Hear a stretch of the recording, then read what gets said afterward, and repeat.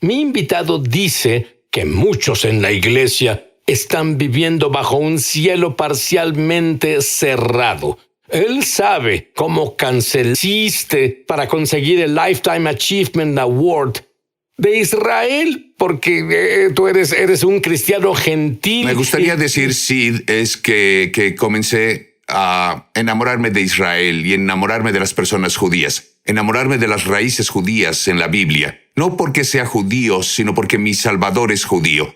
Y una de las grandes profecías entre los judíos es justo antes de la venida del Mesías. Tú lo sabes, los ojos de los gentiles serán abiertos y vamos a comenzar a entender algunas cosas que no entendíamos. Ha sido un camino emocionante. Y te reuniste con el primer ministro Netanyahu. Algunas veces, sí, claro. Cuéntame sobre una reunión. Bueno, una de las reuniones que tuvimos fue un par de meses antes de la pandemia y todos se tuvieron que aislar. Y yo estaba sentado frente al primer ministro, como estoy contigo, y dije, primer ministro, ¿qué tan importante es descubrir el camino del peregrinaje? Muchos en nuestra audiencia no saben qué es eso. El camino del peregrinaje es el camino del estanque de Siloé, desde donde subían al monte del templo durante el tiempo de las festividades, especialmente en la fiesta de los tabernáculos. Y ha sido, ¿sabes? Es lo emocionante sobre esas profecías. Muchos, los escépticos dijeron que esas profecías nunca llegarían a pasar, que no... Eran algo imposible. Es imposible. Tu Biblia es un cuento de hadas. O hay un Dios o es imposible. No hay punto medio. Exacto. Esas profecías se están realizando ahora. Y al primer ministro Netanyahu le pregunté qué tan importante era a sus ojos y sus ojos se llenaron de lágrimas.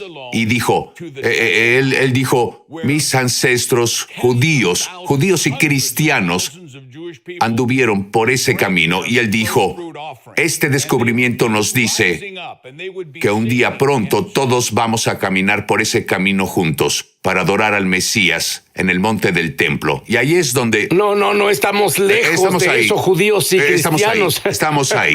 Si tú piensas en las profecías de la Biblia y piensas en la palabra de Dios y como dijiste, muchos cristianos no entienden dónde estamos en la línea de tiempo de Dios. Solo estamos a unos años, si vemos correctamente el calendario del milenio Sabbat.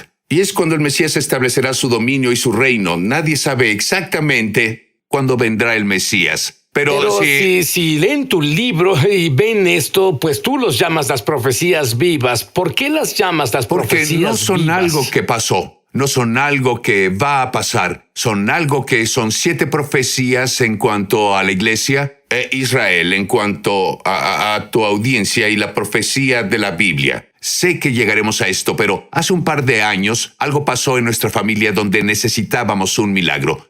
Y yo estaba orando y Dios dijo, ahora es el tiempo. En los últimos días Dios derramará de su espíritu. Esa palabra derramar en hebreo significa un torrente. No un rocío de sanidad, no un rocío de palabra de sabiduría, no un rocío de los dones del espíritu. Y ¿sabes algo? Yo visualizo un pozo petrolero que acaba de ser destapado. Tú eres de Texas, sabes más que yo. Es exactamente lo que vi.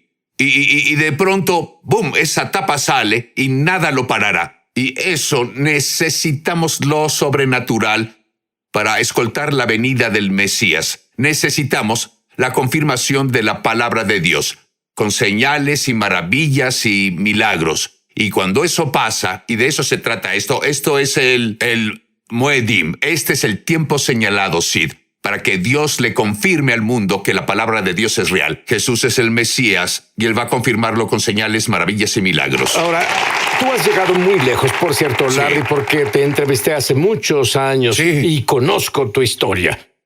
Saben, lo están viendo y dirán, es un chico agradable. Él era un vendedor de drogas.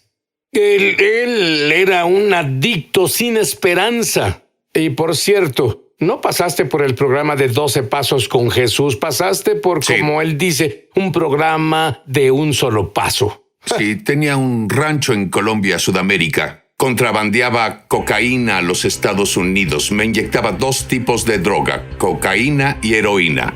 A veces 8 o 10 veces al día. Y descubrí que había 7 órdenes judiciales federales para mi arresto. Arrestaron a muchos de mis amigos a medianoche un día.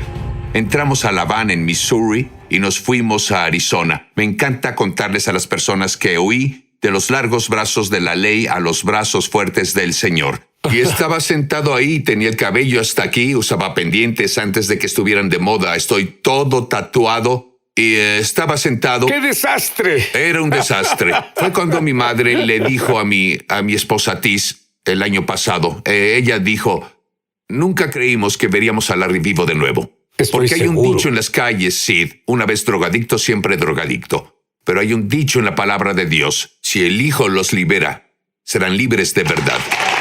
Debo contar esa historia resumida. Un chico llegó a mi porche, yo fumaba hierba, pensé que iba a comprarme drogas. Él caminó a mí y dijo, no podría irme hasta que te diga esto. Jesús es lo que estás buscando. Y 3 días previo a eso, él era un drogadicto. Y lo atraparon en las calles, lo llevaron atrás de una van, oraron, él recibió al Señor como su Salvador. Entonces él era recién salvado y ya era un evangelista. 3 días. Y si no fuera por él, su nombre era Bill Trio, está con el Señor ahora. Si no fuera por Bill Trio, ese pequeño chico hispano, andaba caminando por la calle y yo estaba sentado ahí. Y ya sabes, con el cabello largo, él caminó por la calle, tomó un respiro. Se giró, cruzó, tomó un respiro. Se giró, pensé que se estaba animando para ir a comprarme drogas. Y él se acercó y dijo, nunca he hecho esto jamás, pero Jesús es lo que estás buscando. Y yo dije, ¿qué? Y no me dejaba en paz. Él siguió viniendo. Yo vivía con 2 chicas, ambas fueron salvadas. Se casaron con pastores. Y él seguía viniendo a tocar a la puerta y nos escondíamos detrás de las cortinas. Y él decía, sé que están ahí. En resumen, le dije, iré a la iglesia contigo. Pasarán una película, The Gospel Road, con Johnny Cash. Y le dije, iré a la iglesia contigo si me dejas en paz, no vuelvas aquí nunca más. Fui a la iglesia y vi la historia de Jesús y vi a Jesús muriendo en la cruz del Calvario. Y sabía que había muerto por mí. Y cuando llegué al altar esa noche, y no recuerdo haber ido al altar, levanté la mano. Había unas 50 personas en la iglesia. Y levanté la mano y dije, él dijo, ¿por qué no pasas? Dije, jamás pasaría enfrente de esas personas. No recuerdo haberme parado de mi asiento. Hasta ahora, no sé cómo me paré de mi asiento y fui al altar, pero lo siguiente que supe, estaba en el altar. Y nadie fue a orar conmigo, porque no tenía zapatos y no tenía camisa, tenía un poncho grande y tenía pendientes colgando. Estaba tatuado, tenía marcas de agujas por todos mis brazos y esas personas de la iglesia estaban muertas de miedo. Ellos me miraron y esa se volvió mi iglesia, pero me miraron y pensaron, él nunca lo logrará. Bueno, aún no estoy en el cielo, pero ya estoy en camino, voy bien. Y no sabía qué orar, no sabía nada sobre el cristianismo, nada. Y solo dije, Dios, si eres real, sé real para mí. Pero hay personas que están viendo ahora que tienen hijos o nietos y parece que ellos jamás llegarán a Dios. Y yo les digo, este es el tiempo en el que Dios hará ese milagro. Dios los preparará por el Espíritu Santo. Dios es un Dios de milagros sobrenaturales. A la mañana siguiente siempre me levantaba y hacía rollos de marihuana para fumarlos en el día y comencé a enrollar y dije, ¿sabes algo? Me siento genial. Ya no quiero hacer esto. No podías mejorar. No podría estar más arriba que esto. De hecho, dije, y sé que es difícil de entender para los religiosos, dije, no quiero fumar esto porque perdería lo que estoy sintiendo. Y ya nunca más tuve el deseo de usar drogas. Jesús me salvó y el poder del Espíritu Santo, y eso fue lo que me liberó. Escuchen, fue tan salvado, tan liberado de las drogas, que en su comunidad los jueces le dan a escoger ir a prisión o ir a su iglesia. Ay, saben, no es complicado. Vamos a su iglesia.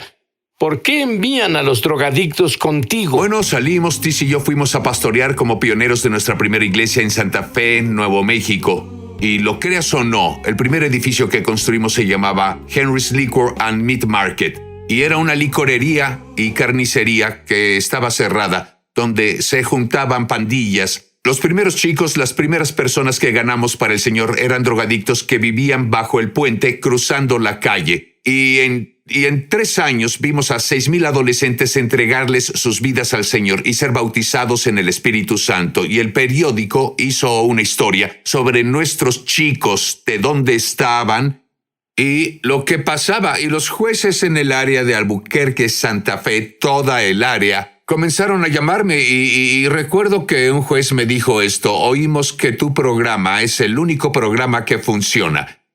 Y dije, muchas gracias. Y agregó, ¿cuál es tu programa? Dije, entregarle tu vida a Jesús, ser bautizado en el Espíritu Santo y compartir esa fe con otras personas a donde vayas. Y barrió todo el pueblo. Larry, Dios te mostró las temporadas de su línea de tiempo. Explica qué es y por qué es importante. Sí, todos sabemos, Sid, que Dios es de tiempo completo. Él es Dios cada momento de cada día. Pero las Escrituras dicen, clama al Señor mientras estás cerca. Y ya estuvimos hablando de esto en el camerino. En Dallas, donde somos pastores, el sol es el mismo sol 365 días del año. Pero la intensidad de ese sol es diferente en agosto que en enero. El mismo sol, SOL, pero está más cerca de nosotros. En los tiempos señalados de Dios, en los Moedims de Dios, ¿conoces la palabra para eso, Moedim? En los tiempos de Dios, su gracia, sus milagros, su poder, su unción, su sanidad, su prosperidad, su abundancia es más grande que en otros tiempos del calendario. Pero en los tiempos que llevan a la venida del Mesías, es ilimitado. Es la ventana abierta del cielo. Saben, uso la ilustración del ciego Bartimeo. Jesús entró caminando por las puertas de Jericó, y la Biblia dice que él pasó de largo a las personas. Ahí estaba su sanidad y su liberación, y habría pasado de largo. Pero Bartimeo dijo, no me perderé esta ventana de oportunidad. ¿Sabes? Cuando oímos en Malaquías capítulo 3, abre para ti las ventanas de los cielos. La palabra ventana no es que vivamos bajo la ventana de los cielos, sino cuando obedecemos a Dios se abre. En estos Moedims, en estos tiempos señalados, hay una ventana. Y cuando entendemos esto, cuando respondemos a esa ventana, se abre un túnel sin obstrucción desde el trono de Dios hacia lo que sea que necesites. Cuando volvamos, le preguntaré a Larry por qué. ¿Por qué estás aquí? Voy a pedirle a Larry que libere milagros y rompa la maldición que abrirá todas las bendiciones abrahámicas en tu vida. Ya volvemos.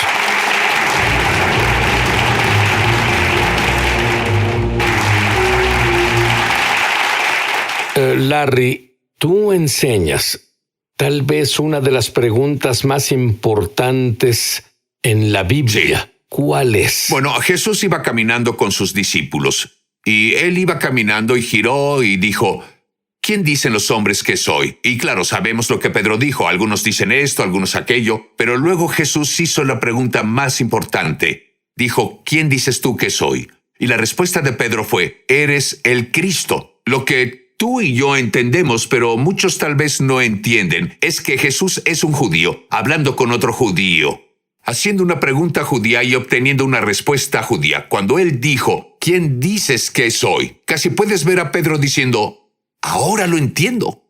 Pedro tenía la respuesta correcta. Tú, Yeshua, eres el Mesías. El Mesías. Sí. Y el Mesías es el ungido. Y el ungido en hebreo significa dos cosas. Es la carga que se quita y el yugo que se destruye. Y eso es tan importante porque todos los cristianos lo reciben como la carga que se quita, la paga del pecado es muerte.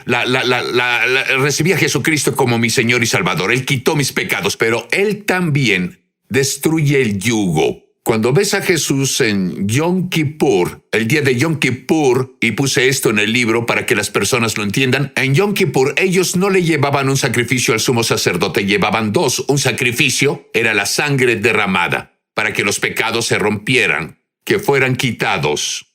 Pero el segundo sacrificio era para romper las maldiciones. Jesús no solo vino para perdonarme de mis pecados, Él vino para romper la maldición familiar, esa maldición generacional de drogadicción o de ira o violencia o lo que sea que haya. Cuando Pedro dio su respuesta, tú eres el Mesías, no solo estás aquí para temporalmente perdonarnos los pecados, estás aquí para romper toda maldición. ¿Y qué fue lo que pasó el día de Yom Kippur, cuando la maldición fue quebrada? Luego, Cuando el sacerdote entró al lugar santísimo, él roció la sangre 7 veces. ¿En cuántos lugares Jesús derramó su sangre? 7 veces. Así que lo sabemos y sí, por eso es tan importante que las personas entiendan estas profecías bíblicas, porque estamos a punto no solo a hacer que se rompa la maldición de la drogadicción o la maldición de nuestra familia o la maldición de nuestras finanzas. Nos desharemos de todas a la vez. Ese torrente, como dijiste. Estamos en esas profecías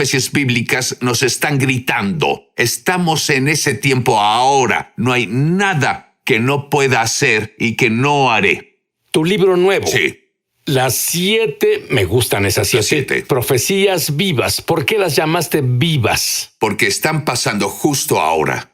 Son las predicciones de Dios de imposibilidades que pasarían en el futuro. Y si oyeron a Larry bien, dice que la razón por la que las llama profecías vivas es porque tú y yo y Larry estamos vivos para ver que pasen frente a nuestros ojos. Y si eso no hace que tu fe sea un torrente, entonces el torrente del cielo y la gloria te golpeará de todas formas. Pero ¿y si tuvieras ambos? Ha tenido muchos milagros, porque ha sido una bendición para el pueblo judío y los cielos se han abierto en su vida. Tu nieto tenía un tipo raro de leucemia. No hay cura ni oportunidad. Se rindieron. Sí. ¿Qué pasó? Estábamos en Jerusalén para la apertura de la embajada y estábamos con los oficiales del gobierno de Israel, los oficiales del gobierno de Washington en una cena. Sonó el teléfono de uno de los hombres de Washington y dijo: mi esposa tiene una profecía para ti. Y en resumen ella dijo: pastor, sé que están ocupados, sé que es tarde en Jerusalén, pero Dios me dijo que tenía que llamarlo ahora y darle esta palabra. Y la palabra es que el león rugirá desde Jerusalén.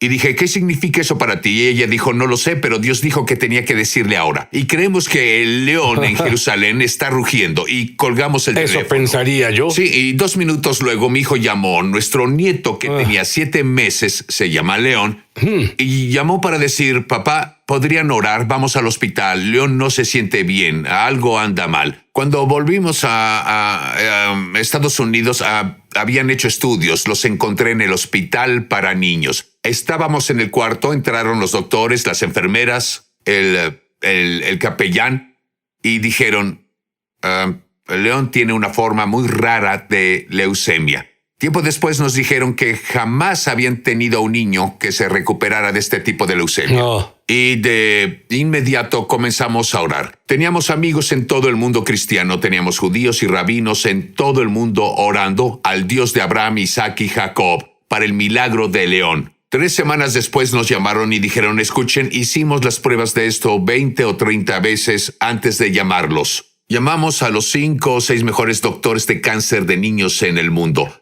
No hay ningún registro de otro niño que tenga eso. Ningún historial médico en la historia del cáncer en niños. León tiene, número 1, no tiene el gen malo y descubrimos que casi todos en el mundo tienen el gen malo. Él no tiene el gen malo, pero tiene un gen del que no tenemos ningún registro de nadie de su edad que lo tenga. Y lo llevó de nunca ha habido un niño que sobreviva a esto a 95% de cura. Y eso fue hace 2 años y medio. Él está sano, está grande. Bueno.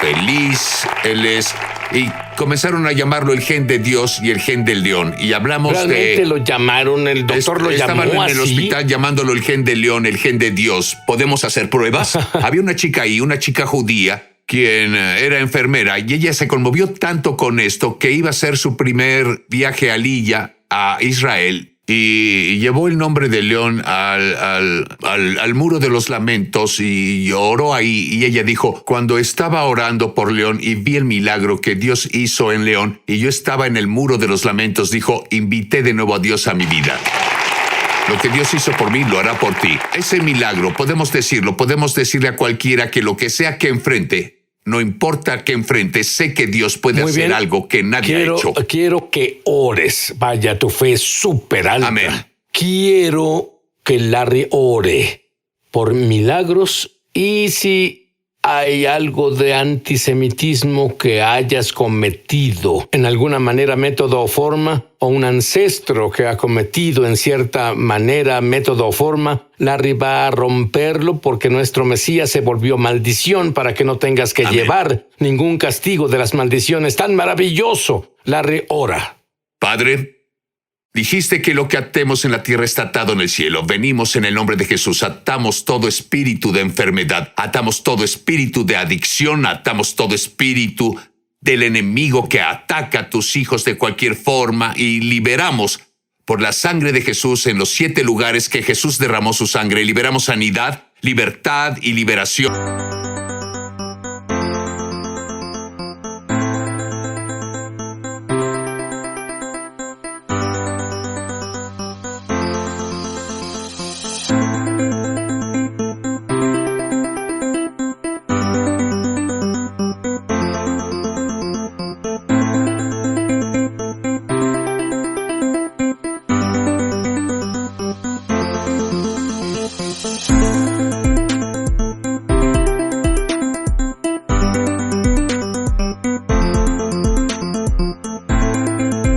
Y bendición y unción. Padre, si el Hijo los libera, serán libres de verdad y te daremos toda la alabanza y toda la gloria a ti, que eres el Dios que nos tocará ahora en el nombre de Jesús. Padre, te pedimos ahora que rompas cada maldición de racismo, rompas cada maldición de antisemitismo. Sabemos que tu palabra dice que bendecirás a los que bendicen a Israel y maldecirás a los que maldigan a Israel. Rompemos la maldición de estar en contra de la nación de Israel. Liberamos la bendición al estar con la nación de Israel. Hablamos bendición sobre cada persona judía y sobre la nación de Israel en el nombre de Yeshua HaMashiach, Jesús nuestro Mesías. Amén.